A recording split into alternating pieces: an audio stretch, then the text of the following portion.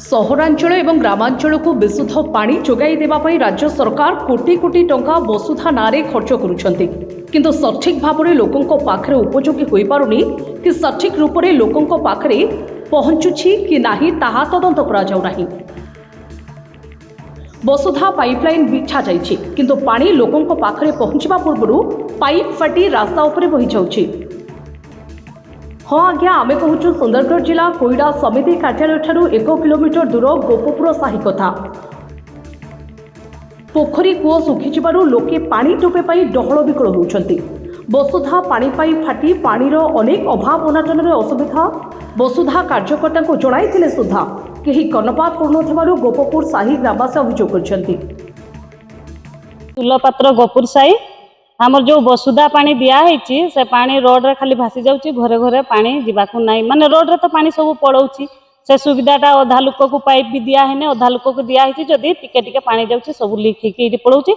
आमर साही पड़िशा घर भी केते कादुओ हिची देखुच पड़िया ए गलानी मासे जबे पानी छाड़ुछन सेमिति होउची आम घर को पानी जीवाक नै खाली रोड रे ही भासिकी पानी पड़ौची। आमे से पानी वाला को भी कहिथुनु जे आमर पानी तो इटी लीक होउची आम घर को तो जीवाक नै टिके टिके पानी पड़छ बड हम आसी कर चेक करबी कला काई एबे तक तो करी नै। मोर ना होची बीरबर बेहरा कोईडा गोपुर साही बासिंदा। आमर ए गोपुर साही एरिया रे वसुधा पानी सरकार तरफ व्यवस्था करा जायछि किंतु जो दिन ठू ये पानी व्यवस्था करा जायछि से दिन ठू पाइप फाटिकी अनबरतर बहुची किंतु लोक सुचारू रूपे पानी पाई पारु नाहंती जहाँफल कि लोक हंतसंत होउचंती।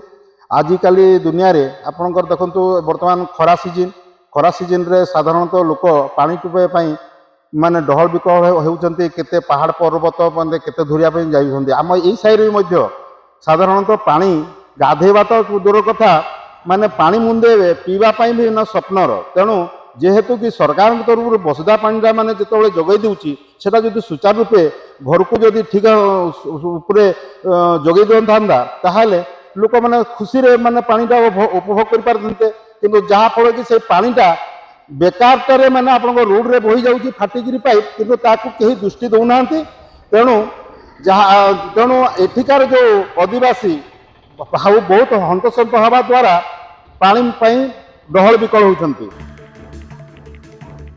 सुंदरगढ़ कोईडारू जितेंद्र पलेन को रिपोर्ट जेहोवा न्यूज।